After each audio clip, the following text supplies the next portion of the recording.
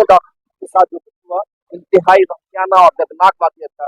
इस वाकये के बाद जो कलकत्ता पुलिस का जो रवैया रहा, हुकूमत ने जिस तरीके से जांच को आगे बढ़ाया, सवालात के घेरे में था। और सबसे गजब ये हुआ कि प्रिंसिपल ने कहा कि खवातीन रात में क्यों, लड़की जो थी वो लाइब्रेरी में रात क्यों थी। इस सवाल के बाद कलकत्ता में सवाल उठने लगा कि क्यों कलकत्ता शहर लड़कियों के लिए महफूज क्यों नहीं। और आज इसी इतिहास के कॉल पर नाम की तालिबा की आवाज पर और कलकत्ता के शहर के मुख्तलिफ इलाकों में और बंगाल में भी तकरीबन 300 मकामात पर इस वक्त रात में इतिहास हो रहा है। आज हमारे साथ समाजी कारकुन हुसैन रिजवी साहब है, रबी इस्लाम साहब है जो कॉलेज के प्रोफेसर है। रबी इस्लाम साहब, आपसे मेरा सवाल है कि इस जो आज जो मौजूद है लड़कियां इतिहास कर रही है, उसको एक कॉलेज के प्रोफेसर की नजर से आप किस नजर से देखते हैं? ये बहुत ही पॉजिटिव है। ये बहुत ही पॉजिटिव है कि एक अन्याय के खिलाफ जो स्टूडेंट लोग आवाज उठाया और इतना मिड नाइट में और इंडिपेंडेंस डे का मिड नाइट में रास्ते में आके प्रोटेस्ट किया जा रहा है। और जो कलकत्ता माना जाता था कि लड़कियों के लिए सेफ शहर, लेकिन पिछले 2-3 घटना ऐसा हुआ है और एडमिनिस्ट्रेशन का जो रोल है, खास करके पॉलिटिशियन लोगों का जो रोल है, उससे आम आदमी खुश नहीं है। खास करके स्टूडेंट कम्युनिटी एकदम खुश नहीं, बिल्कुल। सर, मैंने कल ही एक आर्टिकल पढ़ा था कि जो जॉन सार्थर है, जो बहुत बड़े फलसफी है, उन्होंने आजादी का जो मतलब समझाया है, उसमें बताया कि सामाजिक और इकोनॉमिक आजादी अगर नहीं है तो सिर्फ सरकार की तब्दील होने का नाम आजादी नहीं है। डेमोक्रेसी वो नहीं कि सिर्फ सरकार आ रही है जा रही है। तो क्या आज भी जो 70-77 साल हो गए हैं, क्या हमारा मुल्क जो है समाजी तौर पर आजाद नहीं हुआ है?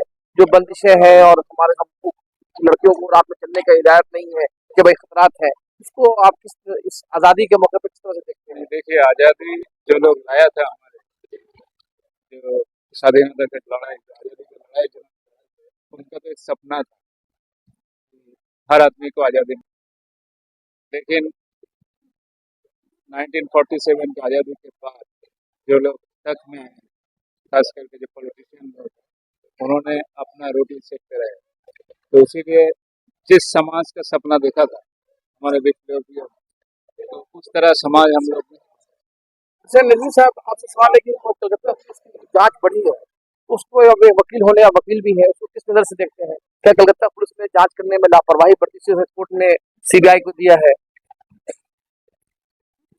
ये जो घटना हुआ, हम इसकी बहुत ही निंदा करते हैं, बहुत ही अफसोसनाक बात है। सबसे पहला अफसोसनाक बात यह है कि जो मकतूला थी, जिसके साथ वहशियाना तरीके से रेप हुआ और उसका कत्ल कर दिया गया, जब उसके वालिदैन को बुलाया गया, तो जब वो लोग सोदपुर से आरजीकर हॉस्पिटल पहुंचे तो वहां उनको 3 घंटे तक खड़ा होना पड़ा। 3 घंटे के बाद उनको अपनी बच्ची से मुलाकात करने या उसका मुर्दा जिस्म को देखने का मौका मिला। ये कितना अफसोसनाक बात है और एक वालिदैन के लिए कितना कर्मनाक बात हो सकता है। दूसरा देखिए कि इस वालिदैन को तफ्तीश मुनासिब तरीके से हो, इसके लिए कलकत्ता हाई कोर्ट जाना पड़ा। एक, हम जिस शहर में रहते हैं, हम जिस रियासत में रहते हैं, यहाँ की जो मुख्यमंत्री है वो एक औरत है और एक औरत मुख्यमंत्री है, और ऐसे हालात में जो मामला हुआ है ये कितना दर्दनाक है कि सही तरीके से तफ्तीश नहीं हो सका और उस बच्ची के वालिदैन को कोर्ट जाना पड़ा। ये हम नहीं समझते हैं कि कहीं ना कहीं पे इंतजामिया बिल्कुल लापरवाह है या फिर वो जानबूझकर के ऐसे हरकत करी है।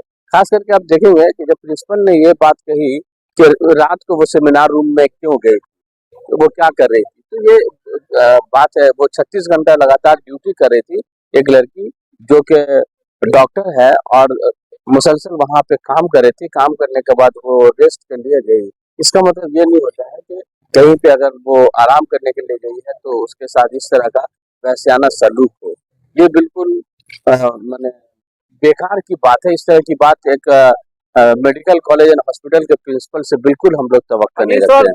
सर बहुत बड़ा सवाल है कि इस तरह से कलकत्ता ये बंगाल गवर्नमेंट ने प्रिंसिपल को पहले हटाया वहां से, फिर इनाम दे दिया कि दूसरे बड़े कॉलेज में को फिर प्रिंसिपल के ओहदे पर लगा दिया। तो इस तरह से शक का सुई बढ़ जाता है कि भाई हुकूमत जो है उसकी कुछ पनाही कर रहे थे। हुकूमत 100% इस मामले में पुष्पनाही कर रही है। जब प्रिंसिपल ने रिजर्वेशन दिया है तो रिजर्वेशन का मतलब होता है कि आइदर एक्सेप्ट और नॉट एक्सेप्ट। अगर एक्सेप्ट कर लिया है तो फिर उसको उसी सेम डे दूसरे किसी कॉलेज में नहीं डाला जा सकता है। लेकिन हुकूमत ने किसी तरह का इंटेंशन और किसी तरह का कोई बयान नहीं दिया कि उसका रिजिग्नेशन को कबूल किया या नहीं किया है, और इसके बजाय वो उसको कलकत्ता नेशनल मेडिकल कॉलेज में प्रिंसिपल के हैसियत से दोबारा जो है वहां पे भेज दिया। सर, उसको इस हुकूमत के इस अमल को आप किस तरह देखते हैं? देखिए, ये सारे पॉलिटिकल अपॉइंटमेंट और बहुत सारे किया जाता है। पॉलिटिशियन लोग करते हैं, अपना आदमी बैठे रहते हैं और उन्हीं का बयान उनसे जारी किया जाता है। अब ये इतिहास खत्म होने के करीब पहुंच चुका है और सब लोग वापस लौट रहे हैं और हम उम्मीद करते हैं कि कलकत्ता जो हमारा शहर है महफूज रहे और खवातीन किसी वक्त चाहे सड़कों पर निकले और आराम से तालीम हासिल करें और इस तरह का वाक़या दोबारा हमारे शहर में नहीं हो। हमारे शहरी में क्या, बंगाल में भी या मुल्क के किसी भी हिस्से में, दुनिया के किसी हिस्से में किसी खातून के साथ इस तरह का वाक़या सलूक नहीं हो, इस उम्मीद के साथ अपनी